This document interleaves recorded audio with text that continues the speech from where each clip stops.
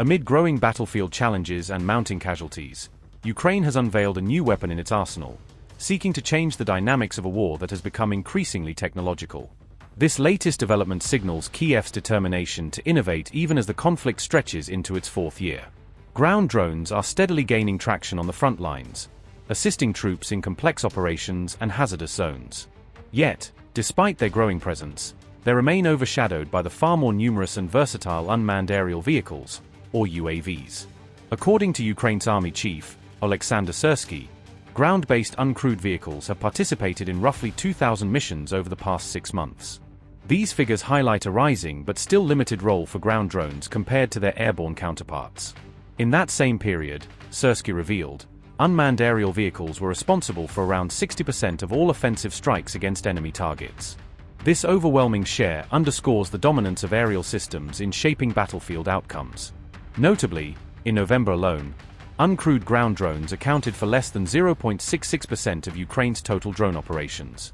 The modest figure illustrates how ground robotics are still in their infancy within Ukraine's broader drone warfare strategy. During the same month, Ukrainian aerial drones soared in activity, carrying out more than 304,000 missions and striking upwards of 80,000 Russian positions. These numbers reveal the massive scale of Kyiv's reliance on UAV technology for modern combat. Taken together, these statistics paint a clear picture. Aerial drones overwhelmingly dominate Ukraine's ongoing war effort. They have become the backbone of both reconnaissance and precision strikes, reshaping how Ukraine wages war on the front.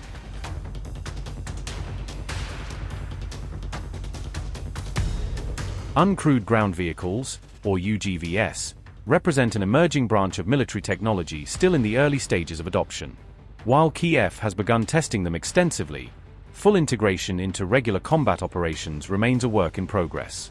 Ground drones are primarily deployed for the kind of perilous frontline missions that would otherwise endanger human soldiers.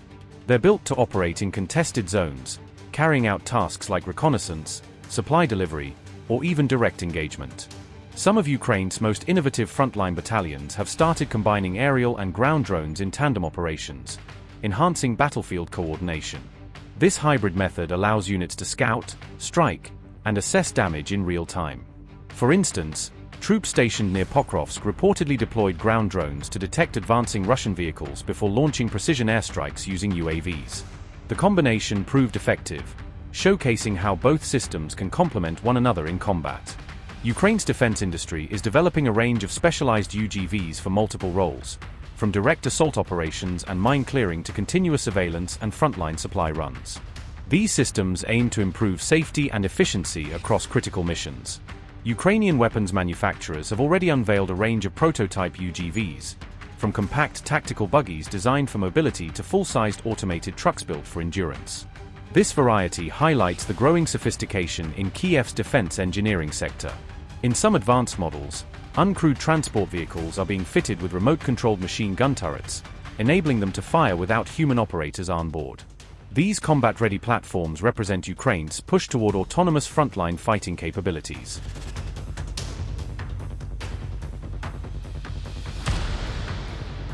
It's not just Ukraine accelerating its robotics development. Russia too has been investing heavily in next-generation drone technologies, including a growing fleet of uncrewed ground vehicles. The tech race between the two sides is intensifying with every passing month.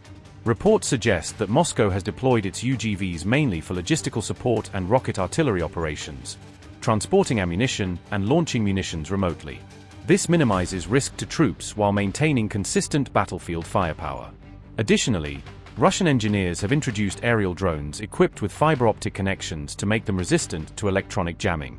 These so-called unjammable systems mark a technological leap in maintaining control under heavy interference.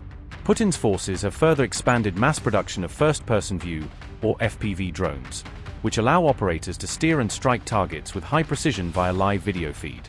These compact machines have become a crucial element in Russia's offensive toolkit. At one stage, analysts described a period of certain parity between Russia and Ukraine in FPV drone warfare, with both sides deploying thousands of such units in simultaneous waves. This brief balance reflected the rapid pace of drone development on both fronts. Over time, Russia has systematically integrated drone technology into its military structure, marking a significant shift from conventional warfare to high-tech, remote-controlled combat strategies. The reliance on automation has altered how its ground units now operate. Part of the reason for this shift is cost and convenience. Drones are far cheaper to build and deploy than traditional weapon systems like missiles or tanks. They can be produced in weeks rather than months, making them an economical choice for sustained warfare. As the war nears its fourth year, both Russia and Ukraine have leaned heavily into drone warfare, signaling a new era of conflict dominated by automation and artificial intelligence. The battlefield of today looks vastly different from the one seen at the war's outset. Recently, Russian forces have claimed to seize control of the strategically important hub city of Pokrovsk, and reports indicate they are now advancing toward nearby Myrnarad. This momentum underscores how fluid the front line remains despite technological shifts. Ukraine, meanwhile, has intensified precision strikes on Russia's key energy infrastructure, oil depots, refineries, and logistics hubs, hoping to weaken Moscow's military supply chain and erode its fighting capacity from within. On the diplomatic front, American officials continue to push for a viable ceasefire agreement, though talks have yet to produce any definitive outcome. For now, the war grinds on, defined increasingly by drones and dwindling human presence on the front lines.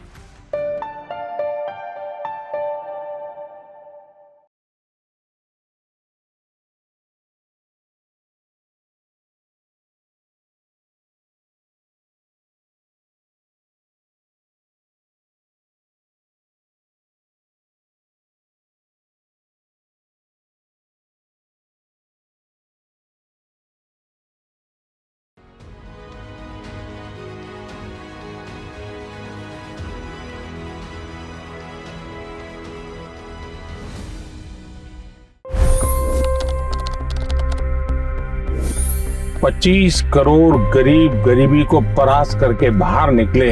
For the good of our nation, let's work together and let's truly make America great again. The fastest news breaks. Requested PM saying that you will have to speak to Putin and to Zelensky. The biggest news makers. The relationship with India is probably the most important bilateral relationship the US will have for the rest of this century. The capital delivered quite an election result today. Expert analysis. The million-dollar question today is how to stop this dance of death. Ground reports. I'm standing at the crossroad of the Kumbh Mela. Behind me are more than 100 entry guards.